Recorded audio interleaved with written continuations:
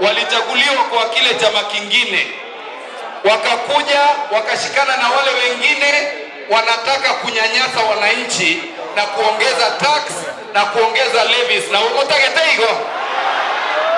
Ningependa kumwambia rais wa nchi yetu, ilikuwa ni aibu kubwa sana kukuona wewe kama rais wa nchi hii ukisherehekea wakati polisi wanaua vijana wetu katika nchi yetu.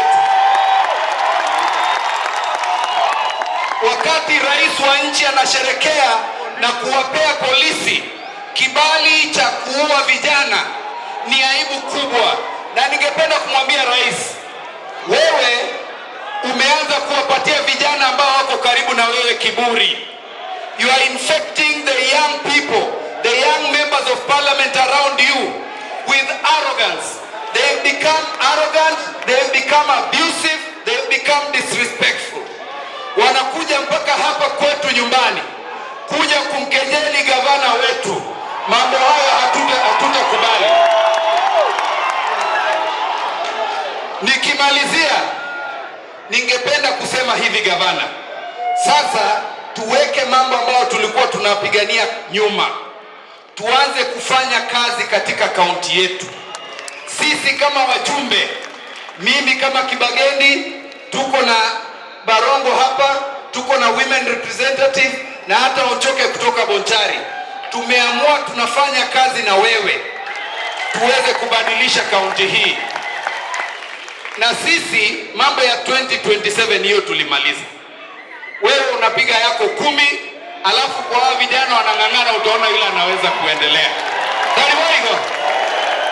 Morote no ni jetini tingurunda wote sigabana.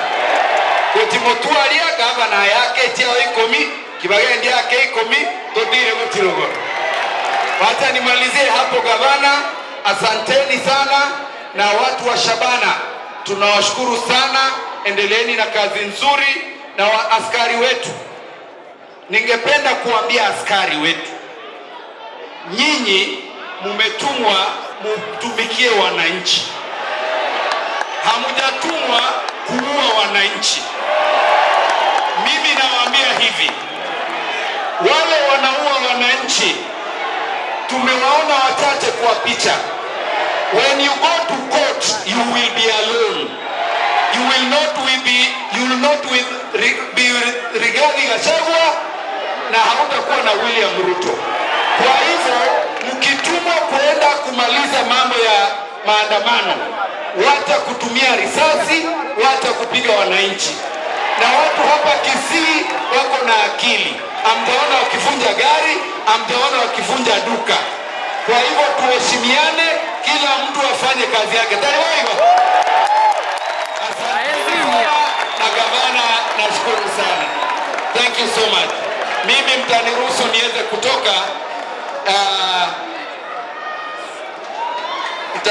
niweze kutoka gavana, sababu nakimbia Kisumu. Asante sana.